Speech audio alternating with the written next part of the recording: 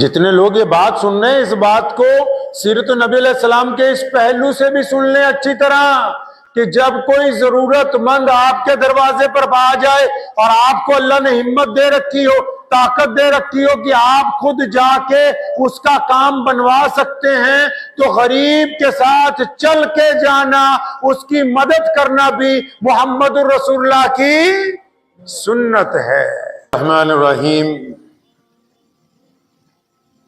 شروع اللہ کے نام سے جو بڑا مہربان اور نہایت ہی رحم کرنے والا ہے۔ تمام احباب درود پاک پڑھیے۔ اللہم صلی علی محمد وعلی آل محمد کما صلیت علی ابراہیم وعلی آل ابراہیم انکا حمید مجید۔ اللہم بارک علی محمد وعلی آل محمد کما بارکت علی ابراہیم وعلی آل ابراہیم انکا حمید مجید۔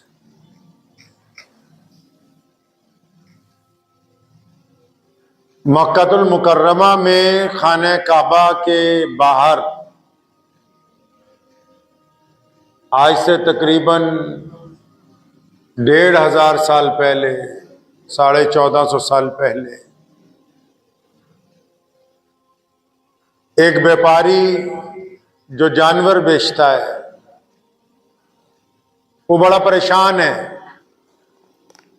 پریشان اس لیے کیونکہ وہ قریب کے کچھ گاؤں سے کچھ اونٹ لے کے آیا یہاں منڈی میں بیچنے کے لیے۔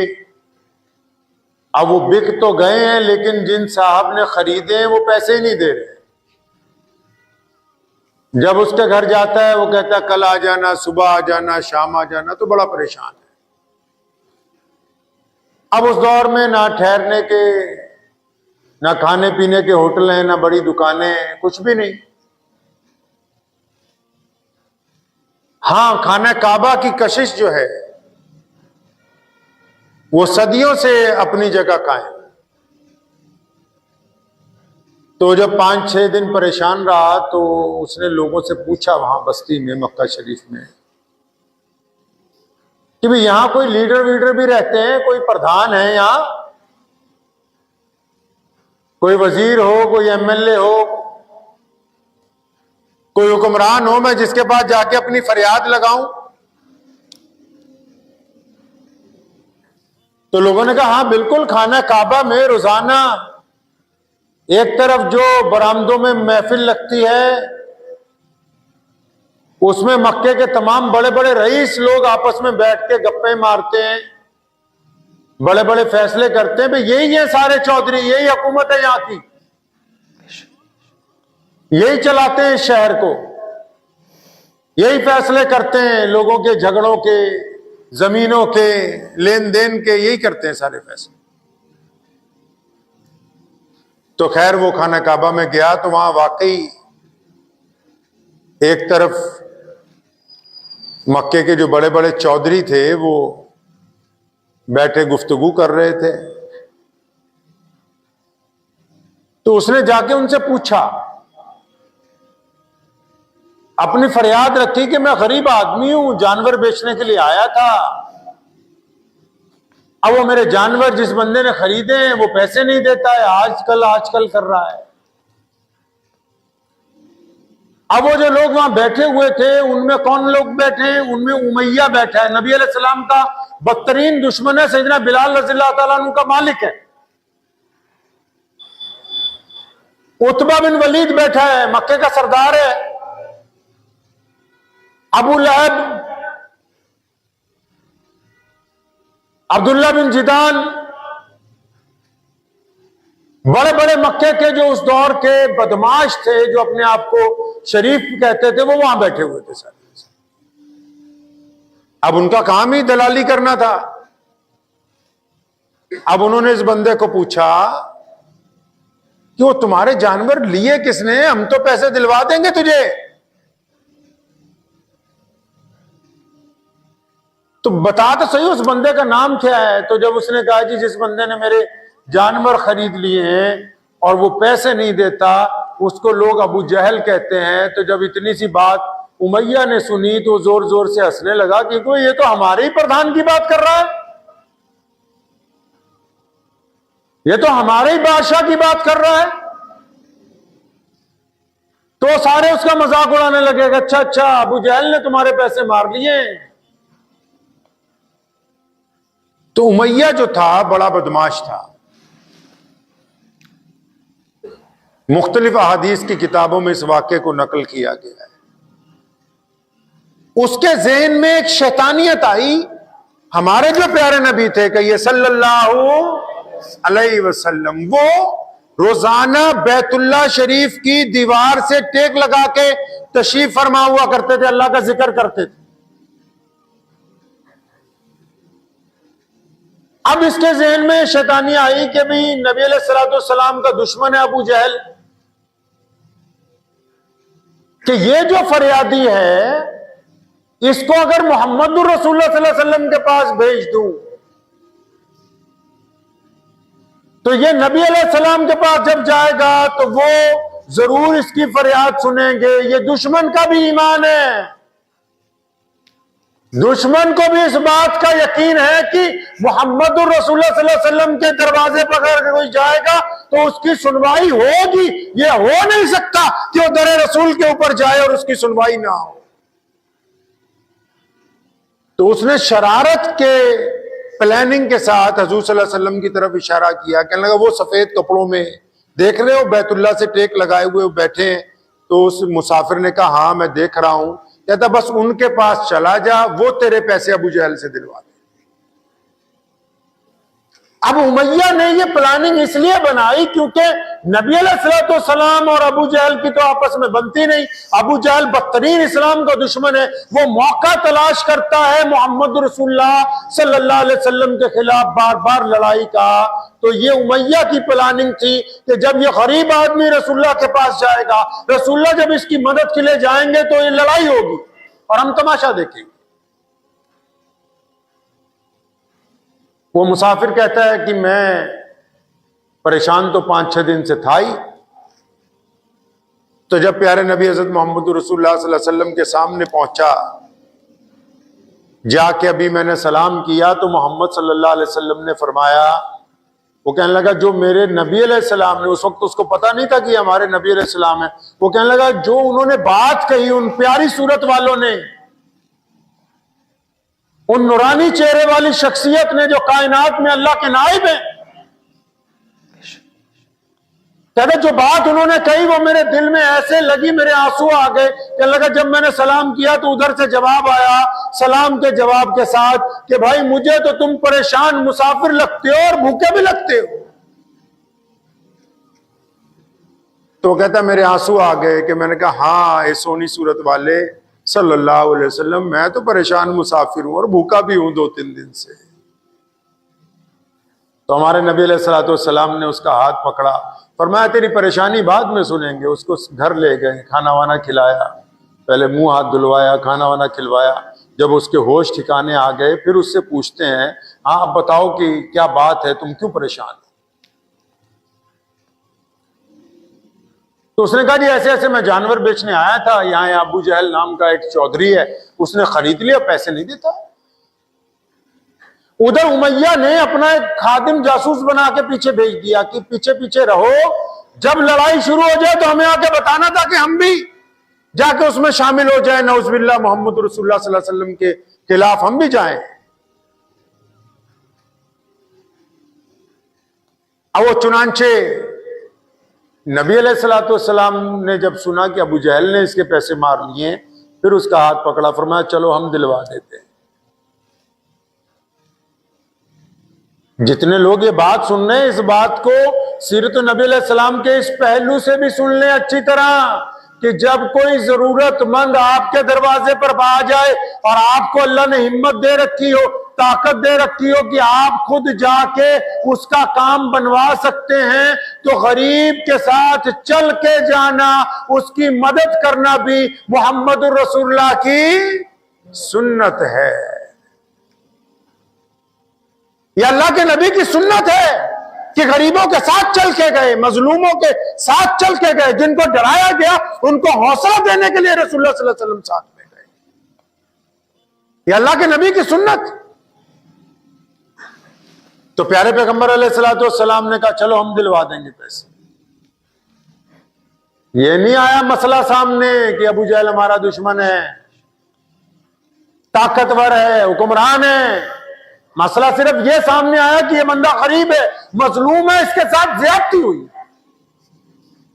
اس کی مدد کرنی. اب اللہ کے نبی علیہ السلام ساتھ میں چل پڑے، پیچھے پیچھے وہ جاسوس بھی جا رہا ہے.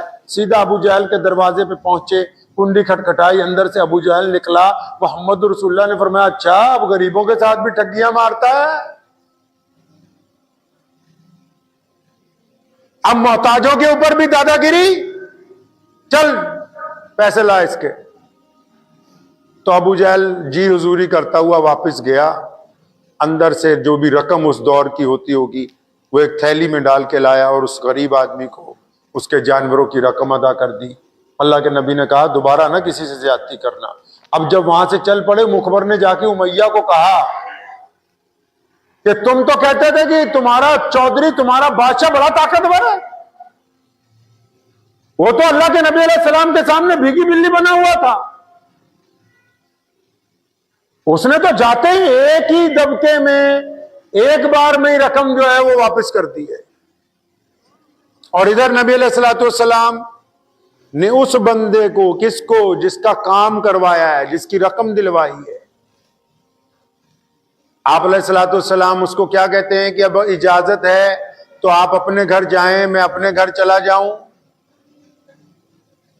خود ہی بھیک دیں، خود ہی کہیں منگتے کا بھلا ہو، دینے والے بھی خود ہی ہیں.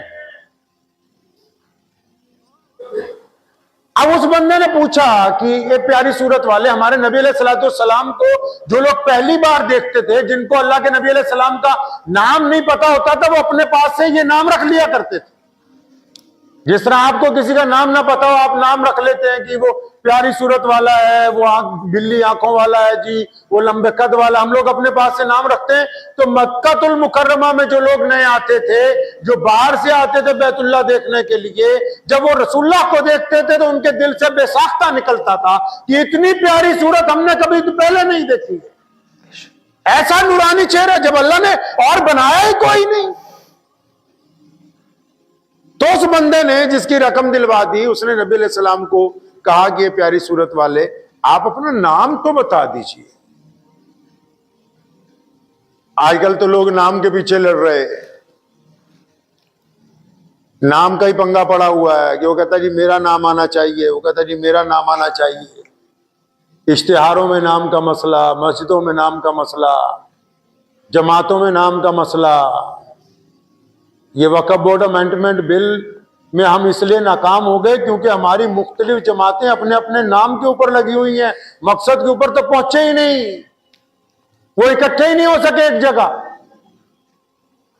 کوئی سیاسی لائے عمل ہی نہیں بنایا. کیوں؟ کیونکہ اپنے نام اور نمود کو ہم نے مقدم بنایا ہوا ہے، مقصد کو مؤخر رکھا ہوا ہے.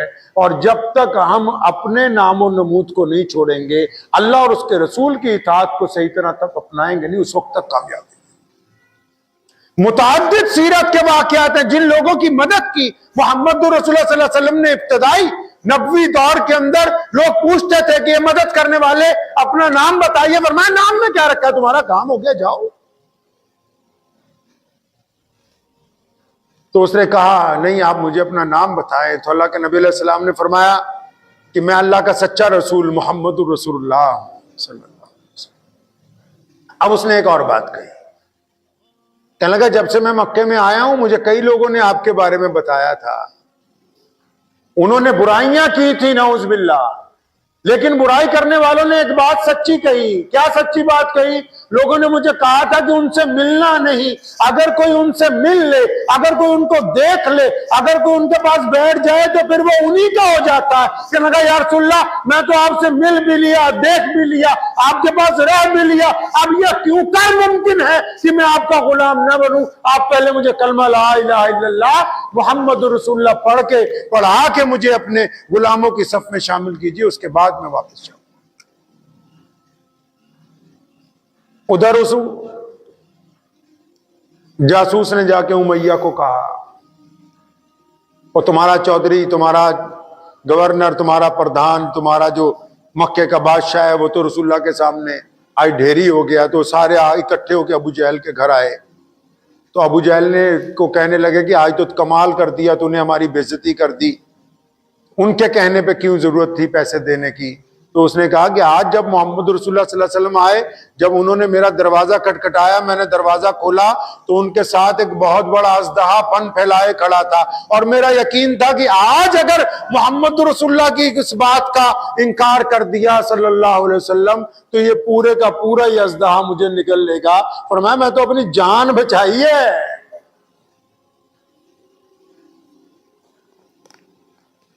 نبی علیہ السلام ایک گلی سے گزرتے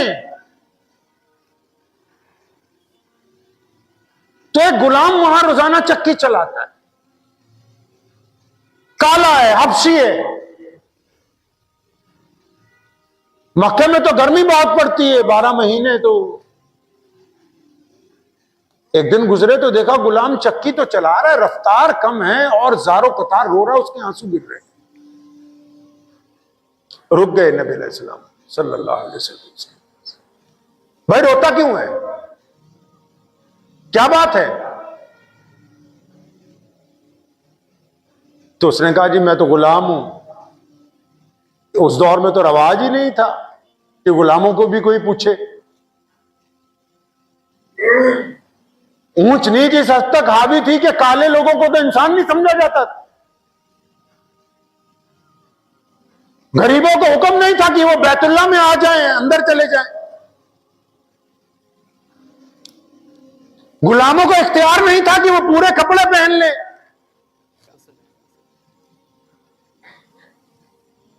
پیارے محمد صلی اللہ علیہ وسلم نے پوچھا کیوں روتے ہو؟ جی میں تو غلام ہوں, بخار چڑھا ہوا ہے مجھے, طبیعت میری بڑی خراب ہے. تو میرے مالک نے مجھ پر پابندی عائد کی ہے, چاہے بخار ہو چاہے طبیعت خراب ہو, یہ جو گیہوں ہے یہ صبح تک پس جانا چاہیے ہر حالت. اور اگر نہیں پیستا ہوں تو میرے درے مارتا ہے, پھر اور تکلیف ہوتی ہے. اللہ کے نبی علیہ الصلوۃ والسلام نے فرمایا اچھا ہم تمہاری مدد کریں گے, ہم آپ کی مدد کریں گے. اتنا کہہ کے نبی علیہ الصلوۃ والسلام وہاں سے چلے گئے. اب وہ غلام اپنے دل میں سوچتا ہے کہ اچھا بہت سارے لوگ گزرتے ہیں, پوچھتے ہیں, مدد کا وعدہ بھی کرتے ہیں, لیکن آج تک آیا تو کوئی واپس نہیں. ابھی سوچ ہی رہا ہے تو اتنی دیر میں ہمارے پیارے نبی حضرت محمد رسول اللہ صلی اللہ علیہ وسلم واپس تشریف لائے. آپ علیہ الصلوۃ والسلام کے ایک ہاتھ میں تازہ کھجوریں اور دوسرے ہاتھ میں دودھ کا گرم پیالہ. آپ علیہ الصلوۃ والسلام نے اس کو بٹھایا, کھجوریں کھلائیں, دودھ پلایا اور اس کو حکم دیا کہ آپ اپنے بستر پہ لیٹ جاؤ, آرام کرو. تو اس غلام نے کہا کہ یہ سونی صورت والے, نام اس کو بھی نہیں پتا کہ یہ کون ہے صلی اللہ علیہ وسلم. آپ جو میری اتنی مدد کر رہے ہیں, میں آرام تو کر لوں, دل بھی چاہتا ہے, طبیعت بھی ناساز ہے, لیکن یہ چکی کون چلائے گا, مجھے تو صبح کو مار پڑے گی. محمد الرسول اللہ صلی اللہ علیہ وسلم نے فرمایا کہ نہیں تم آرام کرو, تمہاری جگہ یہ چکی ہم چلا دیں گے. اور ایک دو دن نہیں, کئی دن متعدد محمد رسول اللہ صلی اللہ علیہ وسلم نے ان کی تیمارداری بھی کی اور وہ چکی بھی ان کی جگہ چلاتے رہے. پوچھنے والے نے آخر تنگ آ کے بہت دفعہ پوچھا کہ مدد کرنے والے ایک کریم انسان آپ ہیں کون؟ کون ہے آپ جو میری اتنی مدد کر رہے ہیں؟ جب نبی علیہ الصلوۃ والسلام نے بتایا کہ میں اللہ کا سچا رسول محمد الرسول اللہ, تو انہوں نے کہا یا رسول اللہ صلی اللہ علیہ وسلم بالکل میں نے لوگوں سے سن رکھا تھا, لیکن جیسے سنا اس سے زیادہ آپ کو پایا ہے. آپ مجھے پہلے کلمہ پڑھا لیں, اپنے غلاموں کی صف میں مجھے شامل فرمائیں. یہ نبی علیہ السلام جس کی مدد کر رہے ہیں وہ اس وقت کوئی مسلمان نہیں ہے, وہ برادری کا نہیں ہے, وہ اس نسل کا نہیں ہے, وہ اس خطے کا نہیں ہے, وہ کسی بڑے خاندان کا آدمی نہیں. وہ کوئی بڑا چودھری نہیں ہے کہ اس کی مدد کریں گے تو کل کو وہ ہمیں فائدہ پہنچانے والا ہوگا. اس لیے مدد محمد رسول اللہ کر رہے ہیں کہ وہ اللہ کی مخلوق ہے اور اللہ کریم کا حکم ہے کہ جو میرے بندوں سے پیار کرتا ہے میں اس کی مدد کرنے کے لیے تیار ہوں. اور رسول اللہ صلی اللہ علیہ وسلم اسی پیغام کو پہنچانے کے لیے آئے. اب یہ جو بندے ایمان لے کے آئے ہیں کون؟ یہ جو غلام ہیں. آج پوری دنیا کے مسلمان 5 وقت نماز سے پہلے ان کی نقل اتارنے والوں کی آواز سن کے مسجد میں آتے ہیں. اللہ کریم نے سیدنا بلال حبشی رضی اللہ تعالیٰ عنہ کو اتنا بڑا درجہ عطا فرمایا کہ وہ مؤذن رسول بنے اور آج پوری کائنات میں مسلمانوں کے لیے قابل احترام شخصیات میں سے. ہمارے نبی علیہ الصلوۃ والسلام نے یہ سکھایا ہے انداز کہ کس طرح مدد کرنی ہے. ہم اس لیے ذاتی زندگی میں، سیاسی زندگی میں، سماجی زندگی میں، کاروبار کی زندگی میں ہم اس لیے ناکام ہیں کیونکہ ہم اسلام کو صرف عبادت کا ذریعہ سمجھنے لگے. نہ ہم نے اسلام کو گھر میں اپنایا، نہ ہم نے اسلام کو کاروبار میں اپنایا، نہ ہم نے اسلام کو سیاست میں اپنایا، نہ ہم نے اسلام کو اپنے حرم میں اپنایا، کہیں بھی نہیں. انداز چھوڑ دیے رسول اللہ صلی اللہ علیہ وسلم کے. سیرت صلی اللہ علیہ وسلم کی تو بات ہی نہیں. آپ پورے ملک میں چلے جائیے، نبی علیہ السلام نے کس طرح صبح ہوئی، شام کیسے ہوئی، دوپہر کہاں کاٹی ہے، لیٹے کس انداز سے تھے، غریبوں کی مدد کیسے کی، سیدنا بلال سے کیا گفتگو ہوئی، امی عائشہ رضی اللہ تعالیٰ عنہ سے کس طرح زندگی نبھائی ہے، سیدنا فاطمہ الزہرا کو اپنا لگتے جگر کس طرح کہا. ابھی کل پرسوں میرے پاس ایک شادی کا کارڈ آیا تو اس میں دیکھا کوئی کٹر ہوگا، بڑا نیا مسلمان بنا ہوگا. نیا مسلمان میں اس کو کہتا ہوں، ہمارے یہاں پنجابی میں کہاوت ہے جڑا حج کر کے آندا ہے نا وہ کہندا باقی پنڈ دا کافر ہے، میں کلے ہی مسلمان ہوں. مطلب جو 2-4 دن سے نماز پڑھنے لگ جائے، 2-4 مسئلے آ جائیں تو کارڈ میں نے پڑھا تو اس میں لکھا کہ فلاں صاحب کی بٹیا کی شادی عبد الرحمان جلال الدین کے بیٹے سے ہے. میں کہا جو فلاں صاحب کی بٹیا کی شادی ہے، کون سی بٹیا کی شادی؟ بڑی والی کی، چھوٹی والی کی، اس سے چھوٹی والی کی. تو زیادہ متقی پرہیزگار بنتا ہے، تجھے زیادہ غیرت ہے. محمد رسول اللہ نے ان بیٹیوں کو عزت دی ہے. انہوں نے کہا کہ فاطمہ میرے جگر کا ٹکڑا ہے، اپنی بیٹی کا نام لے کے کہا رسول اللہ صلی اللہ علیہ وسلم. اور تو کہتا ہے کہ بیٹی کا نام کارڈ پہ نہیں چھاپیں گے؟ بہت بڑا متقی بن گیا، بڑا دین سیکھ لیا.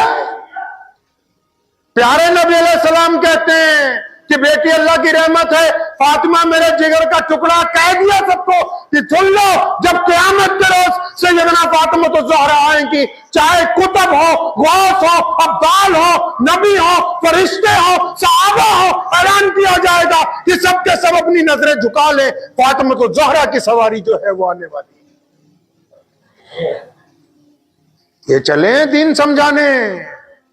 جنہوں نے نبی علیہ السلام کی سیرت کو نہیں پڑھا، یہ چلیں سیاست سمجھانے.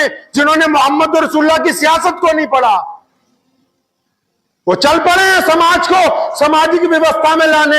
جو محمد رسول اللہ کی ان اداؤں کو نہیں جانتے، وہ گھر میں ہوتے ہیں تو بیوی کا ہاتھ بٹاتے ہیں، وہ کھیت میں جاتے ہیں تو غلاموں کے ساتھ درخت لگاتے ہیں، وہ دریاؤں کے پاس کھڑے ہوتے ہیں تو پانی کی فضول خرچی پر تنبیہ کرتے ہیں، وہ میدان جنگ میں ہوتے ہیں تو دشمن کو بھی پانی پینے کی اجازت دیتے ہیں، وہ مسجد میں ہوتے ہیں تو غریب اور امیر کو ایک صف میں کھڑے ہونے کی تلقین کرتے ہیں. یہ چلے ہیں اسلام کو چھوڑ کے اپنے مسائل بتا کے کہ ہم لوگوں کو سیدھے راستے پہ لائیں گے. جب تک رسول اللہ کی سنتوں کے اوپر عمل نہیں کرو گے سیدھے راستے پہ نہیں آ سکتے. رسول اللہ نے مدد کی ہے لوگوں کی، لیکن یہ نہیں چاہا کہ لوگوں کے سامنے نام ہو جائے. پیارے پیغمبر علیہ الصلوۃ والسلام کی جتنی ادائیں ہیں، جو سنتیں ہیں، اس نے انسانیت کو ایک نیا راستہ عطا فرمایا. ہم کیوں ناکام ہو گئے؟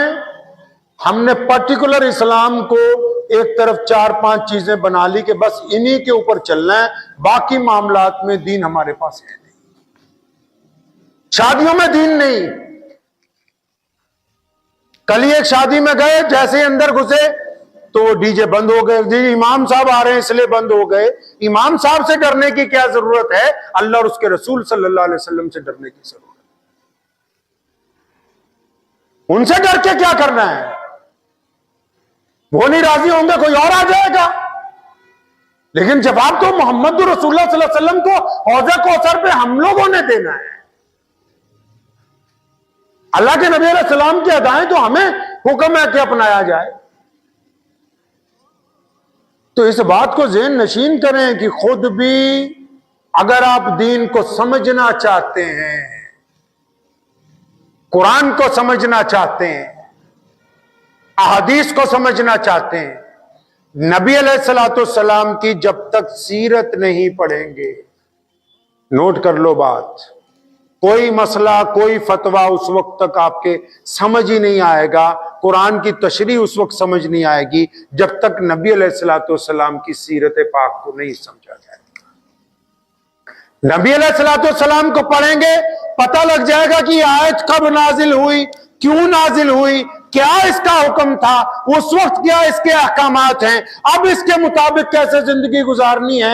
نبی علیہ الصلوۃ والسلام کو پڑھیں گے تو سارے اٹھنے بیٹھنے کے طریقے, کاروبار کرنے کے طریقے, میاں بیوی کے طریقے, اولاد کی تربیت کے طریقے, مساجد کے انتظامات کے طریقے, حتیٰ کہ ایوان صدر میں جس کو پارلیمنٹ کہتے ہیں, وہاں جا کر کیسے گفتگو کرنی ہے, کن لوگوں کو آپ نے وہاں نمائندہ بنانا ہے. اگر رسول اللہ صلی اللہ علیہ وسلم کی سنتوں کے اوپر عمل کریں گے تو آپ کو پتہ لگے گا کہ سیرت جو ہے وہ کن لوگوں کی اتباع اور فرما برداری کی حکم دیتی, کن کی نہیں دیتی.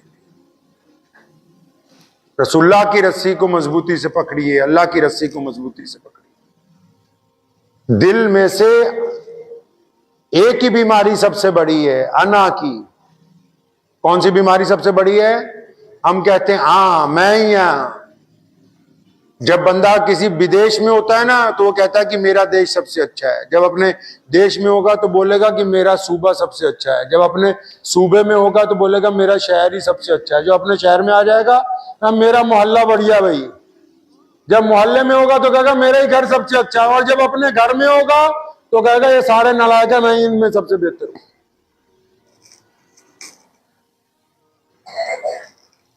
تھک ہار کے آخر ہم نے یہ تسلیم کیا ہے اپنی ذات سے عشق ہے سچا, باقی تو افسانے ہیں. جب تک خود اپنی انا نہیں نکالیں گے آپ, انا کا مسئلہ پھنسا ہوا ہے نا,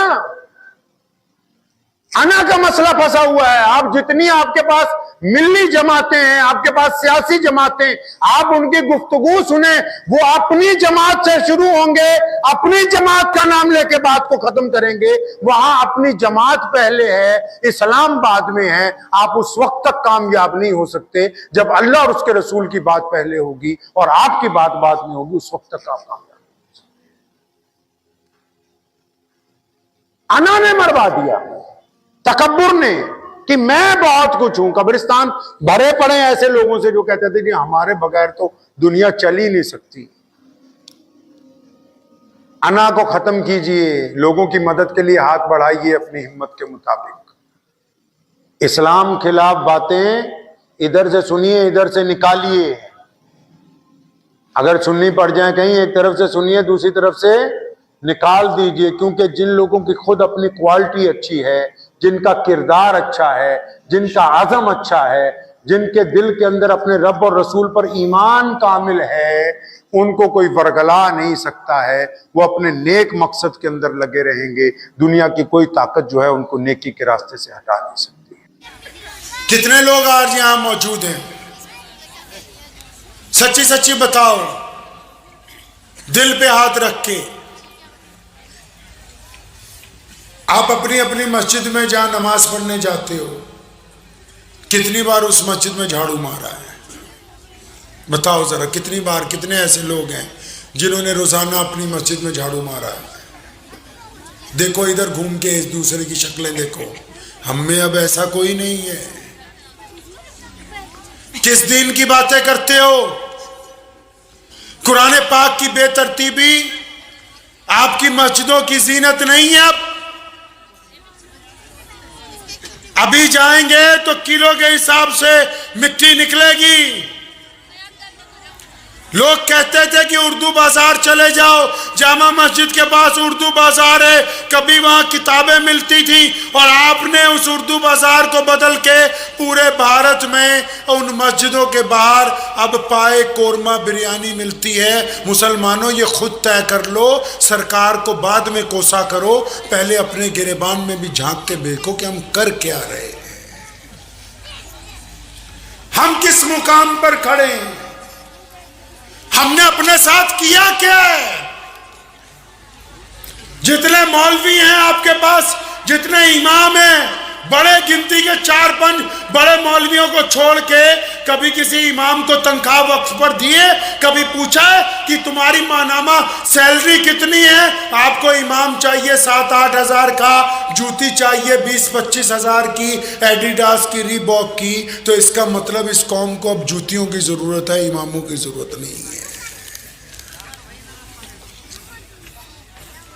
किस मुकाम पर खड़े हैं? हैरानी होती है बाज़ औक़ात देख के, सुबह उठो गोश्त, दोपहर उठो गोश्त, शाम को गोश्त, रात को गोश्त। कभी इनसे पूछा कि रसूलुल्लाह ने कितनी बार गोश्त खाया है? किस किताब में लिखा है कि रोजाना हुजूर अकरम सल्लल्लाहु अलैहि वसल्लम गोश्त के साथ रोटी खाते थे? बताओ, उस किताब का नाम बताओ। सारे मौलवी यहां बैठे, पूछ के बताना मुझे। जिस नबी ने एक वक्त फाका किया हो और एक वक्त फिर पानी के साथ रोटी डबो के खाई हो, जिस नबी ने दूध को पसंद किया हो, उसकी उम्मत को सुबह भी, दोपहर भी, शाम भी, हर वक्त, हर सालन में सिवाय गोश्त के और कुछ नहीं चाहिए, तो इनकी अकल में जानवरों का दिमाग नहीं आएगा, तो फिर क्या इनमें कोई इमाम अबू हनीफा पैदा होगा? झोटा ही क्या हो ना उसे, भैंसे को। जिम्मेदार है तुम्हारे में कोई? खेत से आए हो कुछ? सारे जिम्मेदार हो ना? दो झोटों को एक जगह बांध सकते हो एक खूंटे पे, हैं? तो जो सुबह शाम दोपहर हर वक्त ही वही खा रहे हैं। बादाम खाने से अकल आती है, पपीता खाने से पेट ठीक होता है, तो जो सुबह दोपहर शाम सिवाय उसके कुछ खा ही नहीं रहे, तो इनकी अकल वो नहीं हो गई? किस हद तक हो गई, अंदाजा लगाओ कि हमने किताबों की दुकानों की जगह बिरयानी की दुकानें खोल दी। नबी अलैहिस्सलाम की सबसे प्यारी सुन्नत, सबसे आला सुन्नत, सबसे खूबसूरत सुन्नत कौन सी है? मुझे पता नहीं, मौलवी साहब से पूछूंगा। अब मौलवी को दे रहे 8,000 रुपये महीना, वो भी फिर कह रहा कि इनको तो ज़कात के फज़ाइल ज्यादा सुनोगे, उससे पूछेंगे जाके। नबी अलैहिस्सलाम की सबसे प्यारी सुन्नत सुनिए और फिर इस सुन्नत से अंदाजा लगाइए। वक्त भी हो गया क्योंकि अब मेरे बाद और अकाबरीन हज़रात मौजूद हैं, तो नबी अलैहिस्सलाम की बस सबसे प्यारी सुन्नत सुन लीजिए कौन सी, और फिर आपने अंदाजा लगाना कि हमने क्या किया अपने साथ। एक सहाबी हैं, उनका नाम है अनस रज़ी अल्लाह ताला, बच्चे। तो अनस रज़ी अल्लाह ताला अन्हु बचपन में रसूलुल्लाह की खिदमत में आ गए थे। फरमाते हैं कि मैं रोजाना, मेरे ज़हन में एक बात आती थी कि अनस नबी अलैहिस्सलाम इतना प्यार करते हैं, इतना प्यार करते हैं, इतना प्यार करते हैं, इनको यार कभी गुस्सा ही नहीं आता, इनको गुस्सा नहीं आता कभी।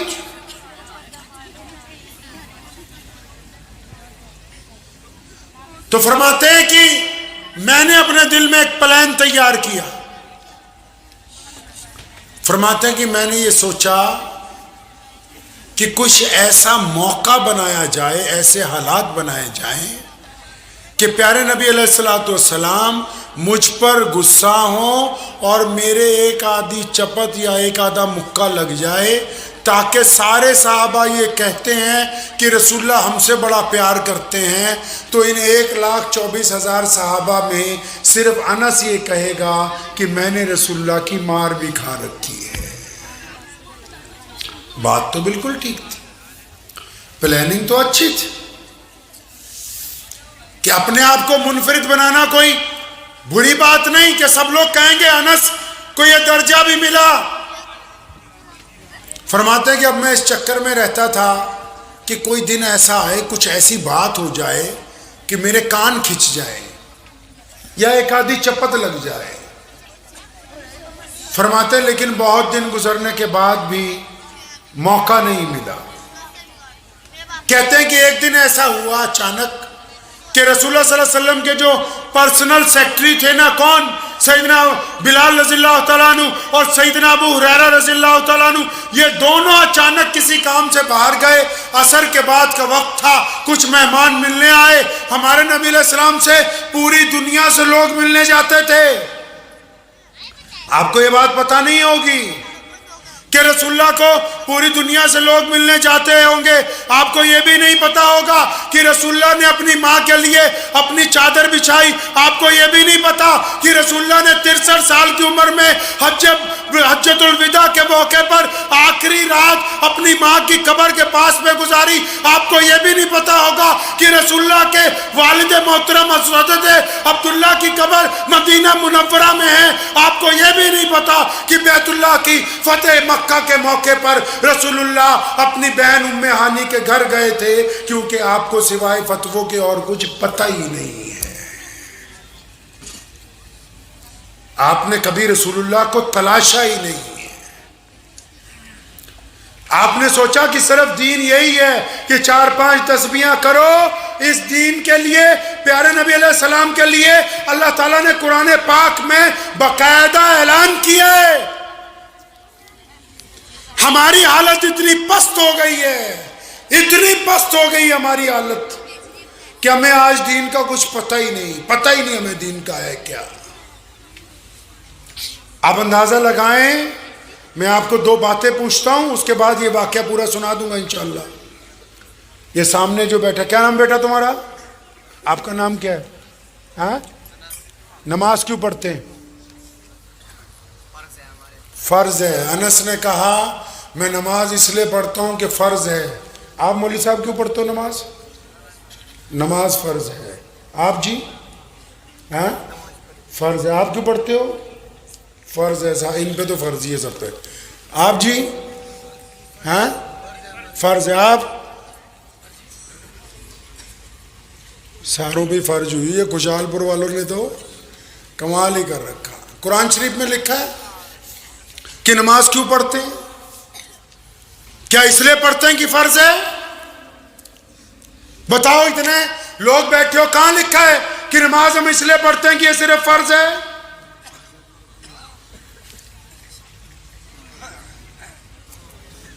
یہ تو بس اپنے آپ کو سمجھا رہے کہ اجی ہم تو مسلمان, ہاں ہم سے تو لوگ اس لیے نفرت کر رہے ہیں, ہم مسلمان ہیں. اچھا, مسلمانی والی کوئی بات نہیں. ہاں ادھر سن لو جی. ہاں جی, انہوں نے کہا نماز اس لیے پڑھتے ہیں کہ میں نماز برائی سے روکتی ہے. اندازہ لگا لو, اتنا بڑا مجمع ہے, صرف ایک بندے کو پتا ہے یہ بات کہ نماز اس لیے پڑھی جاتی ہے کہ اللہ نے قرآن پاک میں کہا کہ ہم نے نماز اس لیے فرض کی تاکہ تم گندی باتیں کرنی چھوڑ دو, اچھی باتیں کرنے لگ پڑو. اس گریبان میں جھانکو, اپنا گریبان کھول کے جھانکو اس میں کہ ہم کس جگہ کھڑے. ہمیں 70 سال میں یہ نہیں پتہ لگا کہ نماز کیوں پڑھتے ہیں. انس مسجد کیوں بنائی؟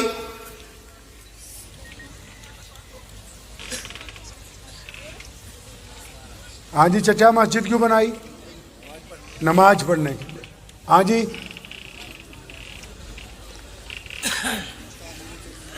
بس یہی کام پکڑ لو جو دنیا والوں کا ہے. بس 4-5 نعتیں سنو, 100 500 روپے دو, بس جنت میں جاؤ. مل گئی جنت کی ٹکٹ. باپ تمہارا مر جائے, قرآن مولوی سے پڑھوا لو. پھر جب بچہ بیمار ہوتا ہے تو باپ کو بول دیا کرو کہ جا کے ٹیکا لگوا لے.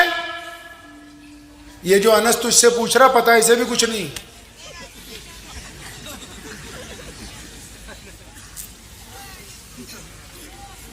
یہ کس نے سمجھایا دین؟ کیا کر رہے ہیں السلام کے ساتھ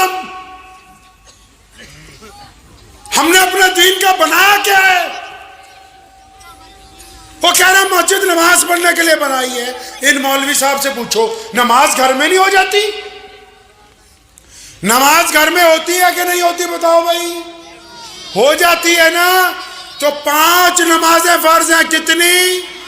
فجر، ظہر، عصر، مغرب، عشاء. اب ان 5 نمازوں کے بعد ایک اور نماز ہے جو ان سے بھی زیادہ پاورفل ہے. کون سی؟ تہجد کی نماز. کون سی جی؟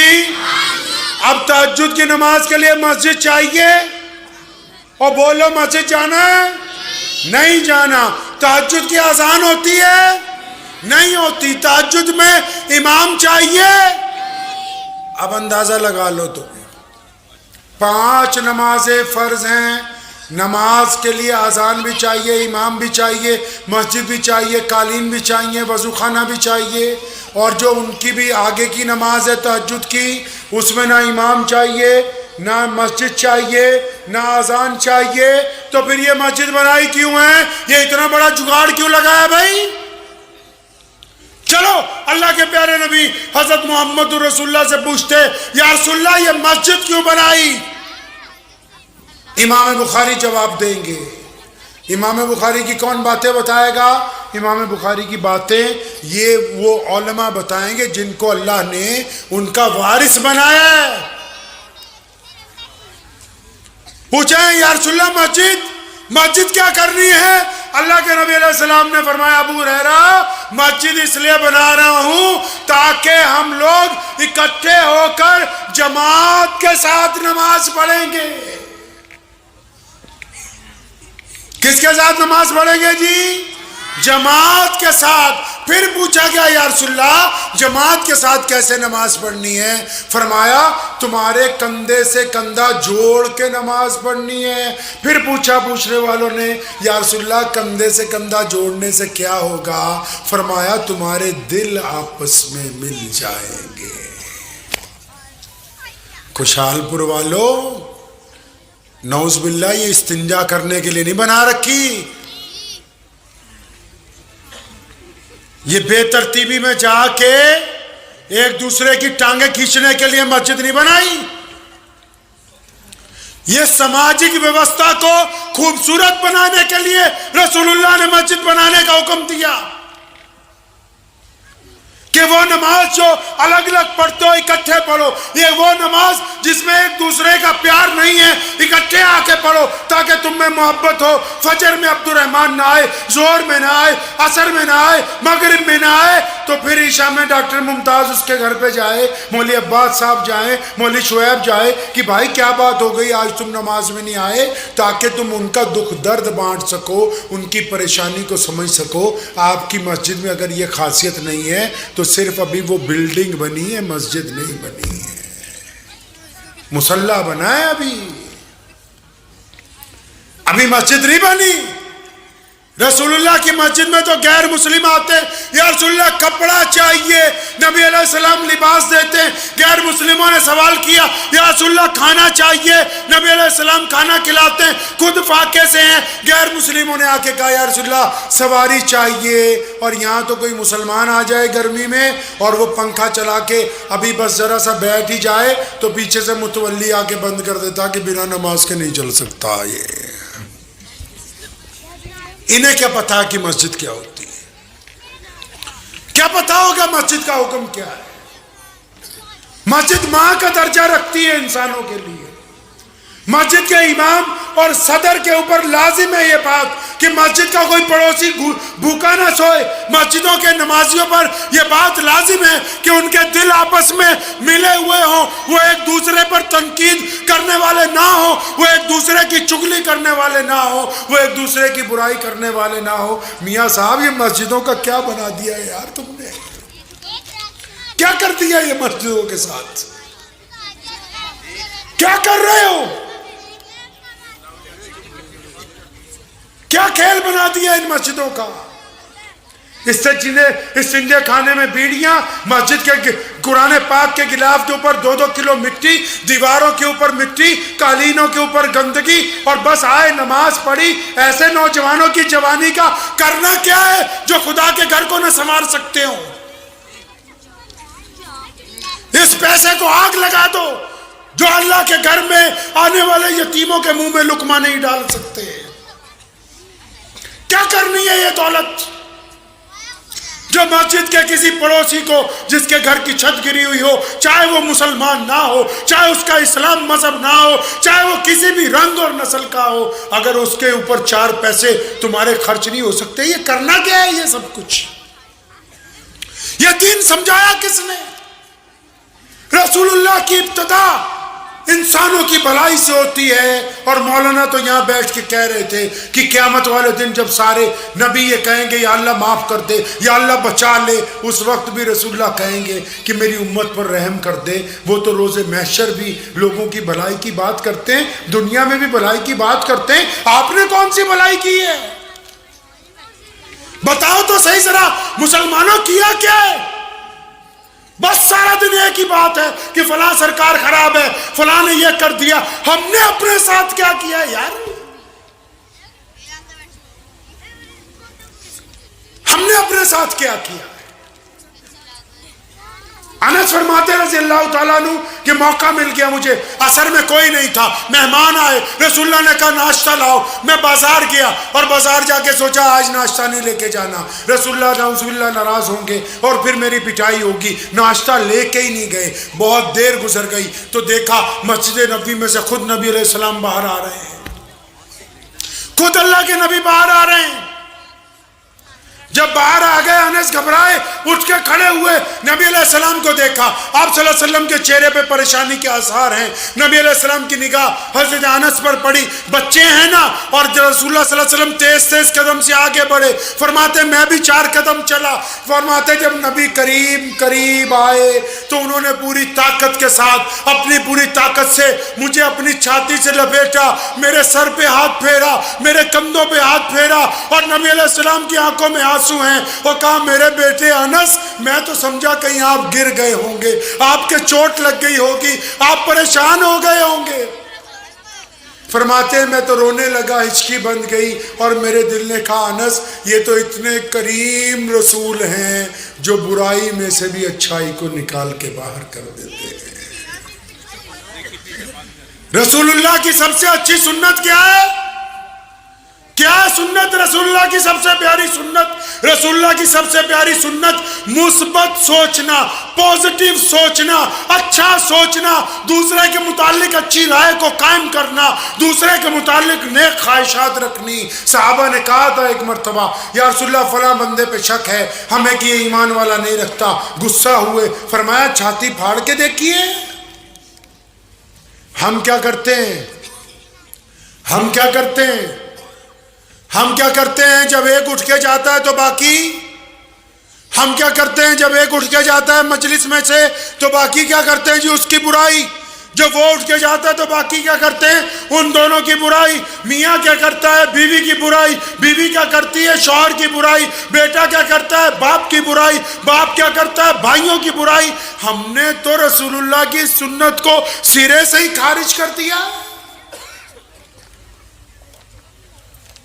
ہم نے تو سوچا مونچھیں کٹوا لی، پاجامہ ٹکنوں سے اونچا کر لیا، بس نبی راضی ہو گئے۔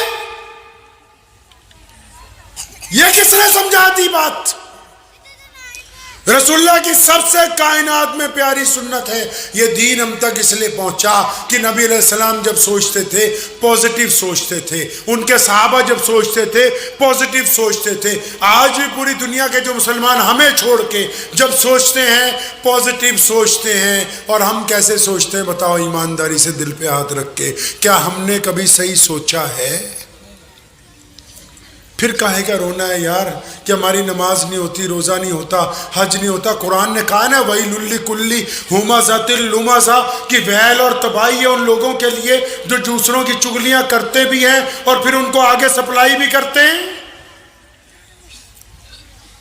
ہم تو دین کو دھندا سمجھ رہے ہیں، ہم تو اس کو ایک کاروبار کی طرح استعمال کر رہے ہیں کہ بس ایکسٹرا آرڈنری. جب مسجد میں جائیں تب ہم مسلمان ہو, باہر ہم بے ایمان. مسجد میں ہم مسلمان, باہر ہم سود خور. مسجد میں ہم مسلمان, باہر ہم شرابی. مسجد میں مسلمان, باہر ہم گانا بانا بجانے والے. یہ کون سا دین ہے بھائی؟ یہ تو اسلام نہیں ہے. کا زیادہ زور ہے, اور اسلام مخالف طاقتیں جو ہیں وہ اس بات پر زور دیتی ہیں کہ کس طرح مسلمانوں کا جو جذبہ ہے یا جو ہمت ہے قوم کے اندر, اس کو کیسے مجروح کیا جائے.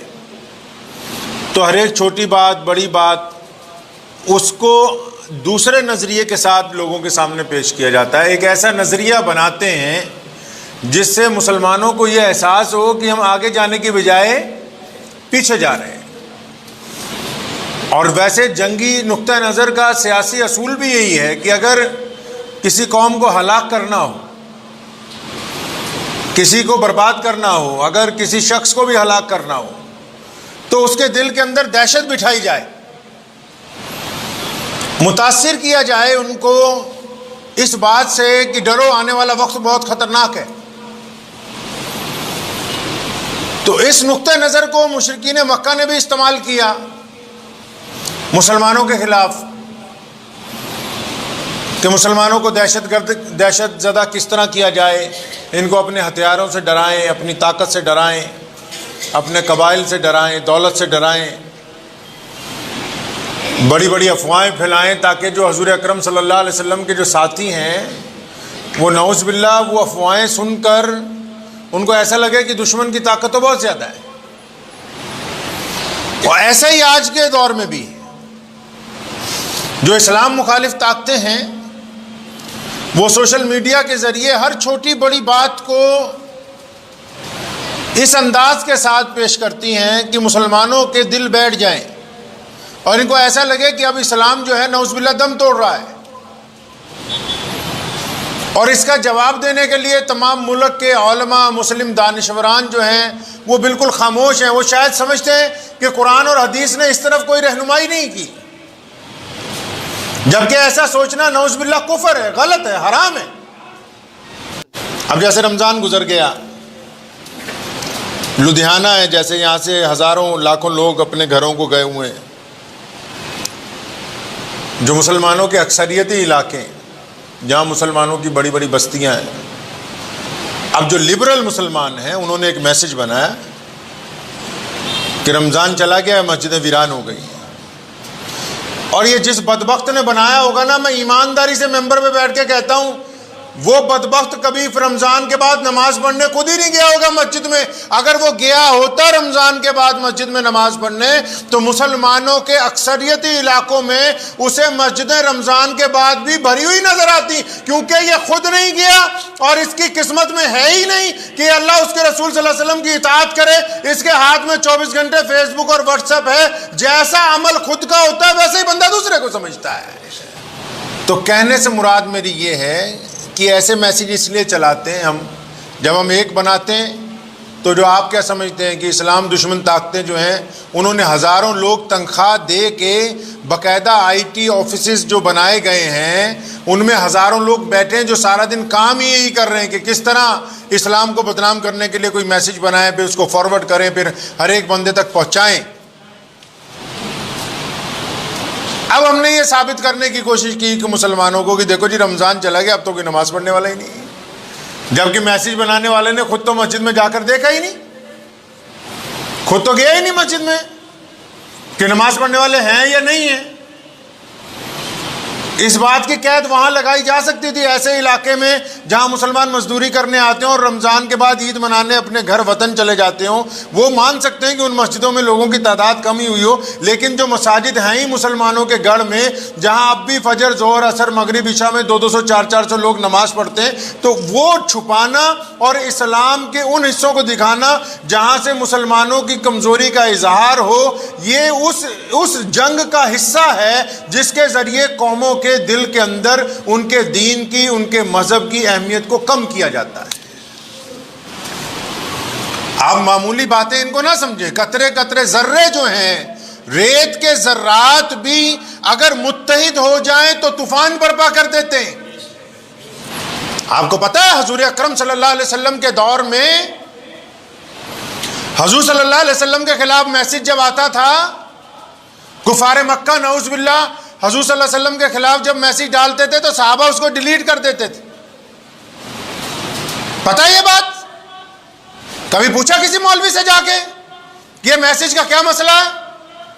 حضرات صحابہ کرام رضی اللہ تعالیٰ اجمعین کو جب کسی کفار مکہ نے راستے میں ٹکرا جاتا تھا کوئی، اس نے پکڑ کے نعوذ باللہ کہنا کہ تمہارے نبی نعوذ باللہ ایسے ہیں ویسے ہیں، اس صحابی رسول نے اس بات کو وہیں جذب کر کے اپنے اندر ہی ختم کر دیتے تھے. کبھی کسی کو بتانے نہیں جاتے تھے فلاں آدمی نعوذ باللہ رسول اللہ کے خلاف بولتا ہے. اور جب اللہ نے طاقت دی اور جب حرمت کا حکم نازل ہوا، اس کے بعد جو بدبخت رسول اللہ کے خلاف بولا، اللہ کے حکم سے اس کی گردن اس کے تن سے جدا کر دی گئی ہے.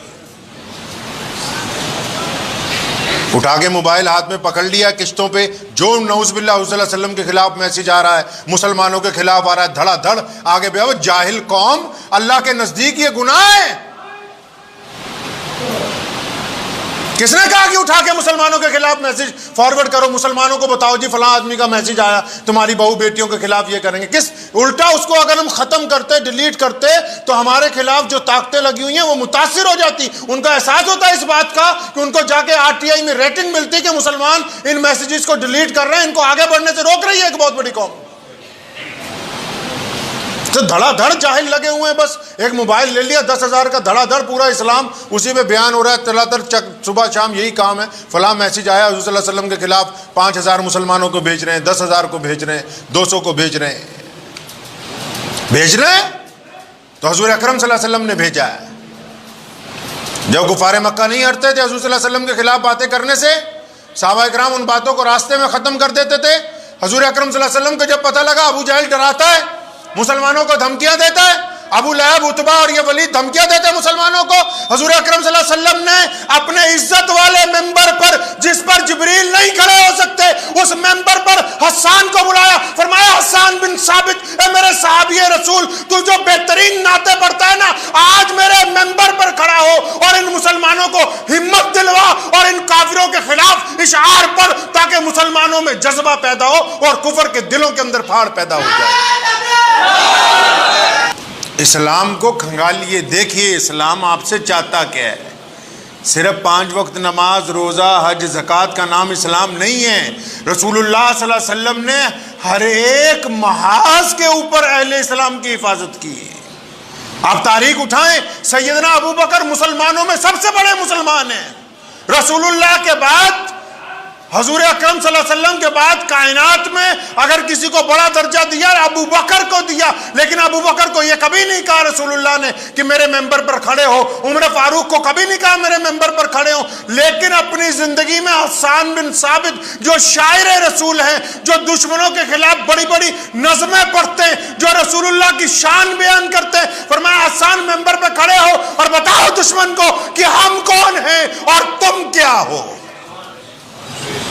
میں بتاؤ ذرا ان کو. آج یہ لگے ہوئے ہیں 2,500 کے موبائل لے کے کہ ہم بتائیں گے جی ہم تو نماز ہی نہ پڑھ رہے. کون کہتا ہے نماز نہیں پڑھ رہے؟ تم نے دیکھا ہے رمضان کے بعد مسجدوں میں جا کے گئے، رمضان کے بعد مسلمانوں تک. ایسے لوگوں کے لیے یہ فیس بک، واٹس ایپ جہنم کے دروازے بن گئے ہیں، جو سارا دن مسلمانوں کے خلاف جو میسج آتے ان کو دھڑا دھڑ آگے بھیج رہے. دھڑا دھڑ کئی اچھے پڑھے لکھے مسلمان کے جی فلاں منتری بن گیا ہے، اپنے پاسورڈ بنوا لو، اپنا آدھار کارڈ بنوا لو. مسلمانوں کو ڈرانا، قوم میں بزدلی پیدا کرنا اسلام میں حرام ہے. جس طرح شراب حرام ہے اسی طرح یہ بھی حرام ہے. کون کہتا ہے نہیں حرام؟ جو سرکاری مولوی یا لیڈر یہ کام کرتے ہیں ان پہ لعنت ہوگی اللہ کی. ان بدبختوں کو یہ نہیں پتا کہ کسی مسلمان کی ہمت کو توڑنا، کسی بیمار کی ہمت کو توڑنا، کسی پڑوسی کی ہمت کو توڑنا، اپنے بھائی کے دل میں خوف پیدا کرنے کی کوشش کرنا، اپنے ہمسایوں کو ڈرانے کی کوشش کرنا، اپنی قوم کو خوفزدہ کرنے کی کوشش کرنا، یہ شریعت میں حرام ہے. کسی بھی طرح یہ اجازت نہیں دی جا سکتی کہ ایک بندہ دوسرے کو ڈرانے کی کوشش کرے. اس کو جہاں جائز قرار دیا، اس کو جائز قرار دیا رسول اللہ نے دشمن کے مقابلے میں، کہ جب دشمن ہمارے سامنے ہو اس کو خوف زدہ کرنا ہو تو بتاؤ اب کیسے کر سکتے ہیں. میں تو کام پکڑ لیا مسلمانوں نے، دھڑا دھڑ ایک دوسرے کے لیے میسج بھیج رہا جی یوں ہو جائے گا یہ کر لو، یوں ہو جائے گا وہ کر لو۔ ٹیپو سلطان رحمۃ اللہ علیہ نے یہی تو فرمایا تھا کہ شیر کی ایک دن کی زندگی گیدڑ کی 100 سالہ زندگی سے بہتر ہے۔ پیارے نبی حضرت محمد رسول اللہ صلی اللہ علیہ وسلم کی اگر آپ احادیث پڑھیں گے تو یہ تو پتہ ہے ہمیں اتنی دفعہ فلاں چیز پڑھو، اتنی دفعہ فلاں چیز پڑھو، نیکیاں ملیں گی، لیکن ہر ایک نماز میں رسول اللہ صلی اللہ علیہ وسلم نے جو متعدد دعائیں مانگی ان کے ساتھ ایک بڑی خوبصورت دعا مانگی۔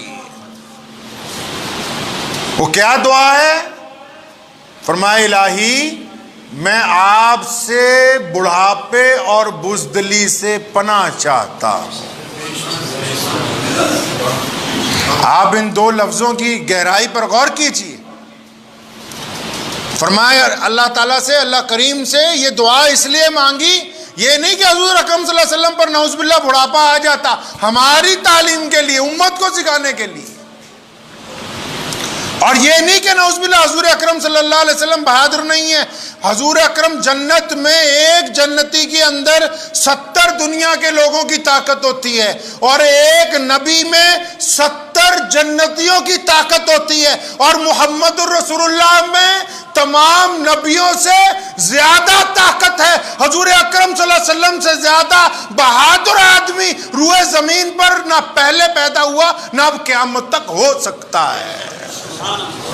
سیدنا علی مرتضیٰ رضی اللہ تعالیٰ عنہ فرماتے ہیں کہ میدان بدر میں ہم تھے، بدر کی ہولناک جنگ جب ہو رہی تھی، فرمایا جب ہم تھک جاتے تھے نا تو جس جگہ رسول اللہ دشمنوں کے خلاف لڑتے تھے تو رسول اللہ کے پاس آ کے کھڑے ہو کے کچھ دیر کے لیے سانس لیتے تھے، کیونکہ رسول اللہ کا ہی سایہ میدان بدر میں، سایہ یہ نہیں کہ چاروں طرف وہاں چھاؤں تھی، سایہ یہ کہ رسول اللہ کی ذات ہی ایک ایسی تھی جن کے آگے دشمن آگے نہیں بڑھ پا رہا تھا، حضور اکرم صلی اللہ علیہ وسلم تلوار لے کے دشمن کو روک رہے تھے۔ تو دو دعائیں حضور اکرم صلی اللہ علیہ وسلم نے ہر نماز میں متعدد دعاؤں کے ساتھ یہ دو لفظ استعمال کیے ہیں، کیا کہ الہ العالمین میں آپ سے بڑھاپے اور بزدلی سے پناہ چاہتا ہوں۔ بڑھاپا بندے پہ آ جائے، دوسرے کا معذور ہو جائے، کسی کو اٹھا کے بٹھانا پڑے، لٹانا پڑے، کتنی سنگین حالات ہوتی ہیں اس بندے کے لیے۔ رسول کریم صلی اللہ علیہ وسلم نے امت کو درس دیا کہ اللہ سے بار مانگو کہ الہی جب تک زندہ رہیں اپنی طاقت کے اوپر زندہ رہیں، اور بار بار ہر ایک نماز میں تعلیم دی امت کو کہ اللہ بزدلی سے آپ کی پناہ چاہتا ہوں۔ ڈرپوک آدمی تو نہ گھر میں جی سکتا ہے، نہ سڑک پہ چل سکتا ہے، نہ کاروبار کر سکتا ہے، نہ پڑوسیوں سے معاملہ کر سکتا ہے، نہ اولاد کو سیدھے راستے پر لا سکتا ہے۔ ڈرپوک آدمی کی تو زندگی کچھ نہیں۔ اور حضور اکرم صلی اللہ علیہ وسلم نے ان دو باتوں کی تاکید ہر ایک نماز کے اندر فرمائی کہ الہ العالمین میں آپ سے بڑھاپے اور بزدلی سے پناہ چاہتا ہوں۔